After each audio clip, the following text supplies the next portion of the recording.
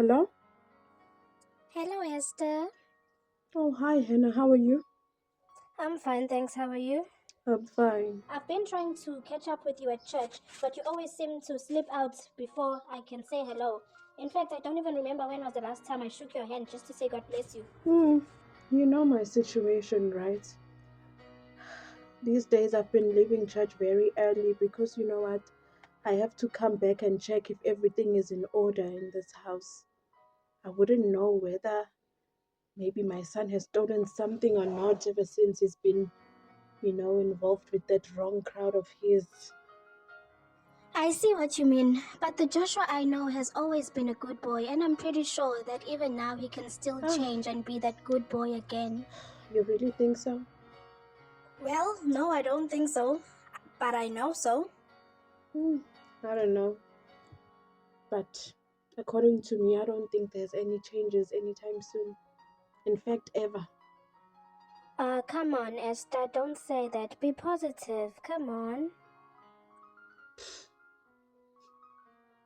You know, I haven't been the only one who's been trying to reach out to you. There's been quite a few believers that have asked about you since you and I are friends. Even the pastor has asked, you know. Well, I know about that, but you know what? I've been making excuses, because I wouldn't want them to come here and then they see him, they see me. Even if he is 100% sober and not drunk or anything like that, I still don't want them seeing him. Honestly, I just don't. I don't want anyone seeing him. Listen to me, my friend. Blocking the Oh, believers, even the pastor, from seeing you and your son isn't the right thing. All we want to do is Hannah, just show some love and just pause right support. there. Let me tell you something. I can handle my own son. And the way I handle him is the right way, the only right way. Because you know what? I'll tell you now. He comes here, every day. He has the guts to come to me. And he says to me, Mama, you know what? I want to change. I don't really like this life that I'm living. I want to change. I want to go back to church. I want to go back to church. Every single day he tells me the same thing. But at the end of the day, what happens? He goes back to those people. And what do those people do? They make him drink. They give him all these drugs and whatever. I don't know what these things are called. They give him all of that. And then when he comes back here, what happens? He's drunk, he is finished. And I don't even want to tell you how bad he smells when he has taken all these things.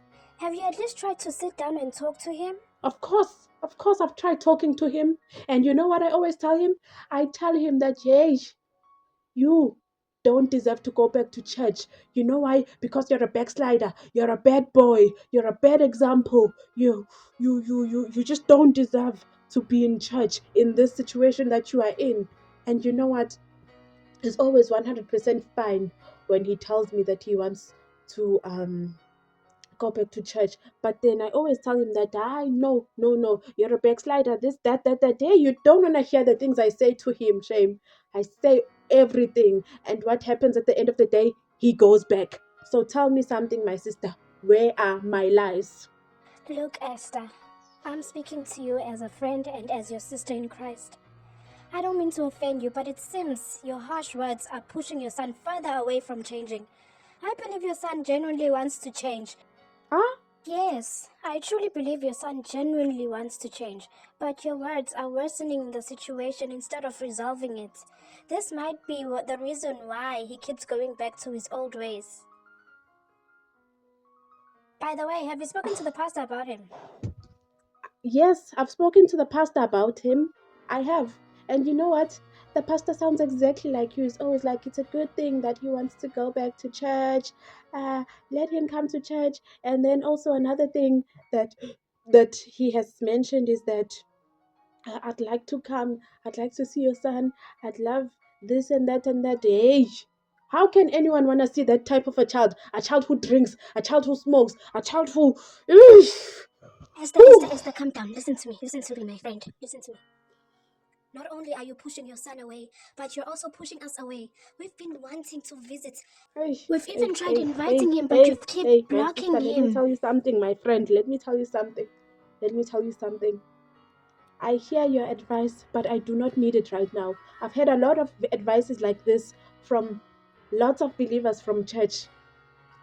They've been telling me you are wrong. You're wrong. You can't say this to your son. He must come to church if he wants to. Maybe something will change. Hey!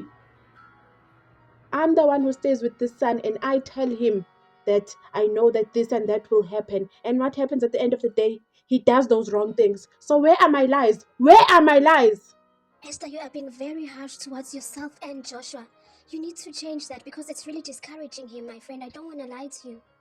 It just doesn't sit well with me that I'm the blame for all of this. How am I the blame? And by the way, Hannah, it's not like you can relate in any of this. You cannot relate in any of this. You have never been in a situation where your son had to fall and take these drugs and all of this. So you don't have a say. You don't have a say. I'm not fighting with you, Esther. I'm only trying to help and encourage you. Yes, I may not relate to Joshua's situation, but I know how it feels to be discouraged. Remember when I stopped singing for almost a year? Yeah, I do remember that. And around that time, my husband was still alive, I remember, when you stopped singing for a while because of that throat problem you had, I think. That's the excuse I made, but it wasn't true. Is that so? Yes, but I did confess. I wonder where I was when you actually told the truth about that. I believe you were there, it's just that you won't remember because it was a very long time ago. What I'm trying to tell you is that it took me months and months to stop singing because of just one mean comment from one person. I was discouraged by one person. The only thing that kept me going, that made me to continue singing, is the encouragement I received from the believers. That's when I knew that it's good to always listen to the positive, not the negative. So please don't discourage Joshua when he talks about wanting to change and coming back to church, but instead encourage him more. And be gentle when you are encouraging him. Words matter. Don't ever forget that. Words matter. And I believe that you can still fix this with God's help.